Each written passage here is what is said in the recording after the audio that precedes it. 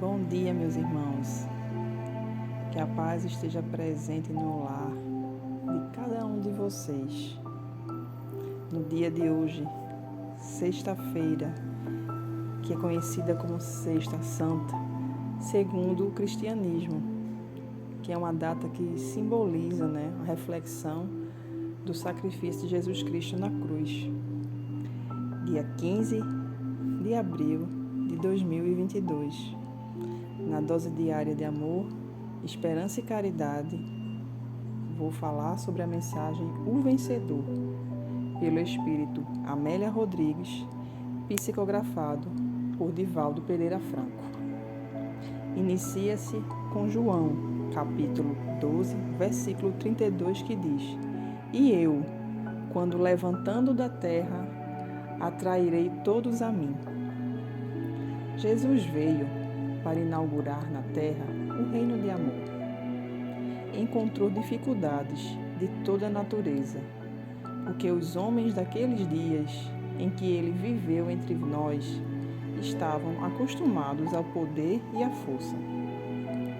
As criaturas se encontravam divididas entre senhores e escravos, poderosos e os sem valor nenhum. A vida não era respeitada, porque a guerra destruía as esperanças e submetia os que não podiam vencer, deles fazendo infelizes sem liberdade. Quando Jesus ensinou que todos os homens são iguais e que as diferenças se fazem somente através das conquistas morais, houve aborrecimentos por parte dos que governavam e queriam manter o estado de coisas no ritmo em que se encontravam. Ele, porém, continuou a ensinar o amor a todos os seres, o perdão a todas as ofensas e a humildade como forma de crescimento para Deus. Vivia cercado pelos pobres, pelos sofredores, pelos que eram desprezados e não mereciam nenhuma consideração. Em qualquer lugar em que ele aparecia, as multidões se aproximavam para ouvir e receber das suas mãos o alimento da paz, da esperança, da felicidade e a saúde. Nada conseguia perturbar Jesus. Ele convidou 12 homens para que se tornassem seus discípulos, porque era o mais sábio do mundo, assim fazendo-se mestre de todos. Esses amigos o amavam, mas não compreendiam a missão dele, o reino que fundava, porque sofriam e eram pobres. Esperavam que ele se tornasse rei do país onde todos eles haviam nascido, e que se chamava Israel. Ele demonstrava não ter interesse pelas coisas do mundo, nem pelas posições de ataque social na terra. Renunciava a tudo, aos aplausos, às gratidões, aos jogos humanos. Mas os companheiros não entendiam a sua atitude e ficavam inquietos. Eles amavam a Deus, mas queriam a felicidade no mundo. Jesus, no entanto, ensinou-lhes dizendo: Eu sou o caminho para Deus, que é a verdade e a vida. E ninguém consegue compreender essa realidade, senão por meu intermédio.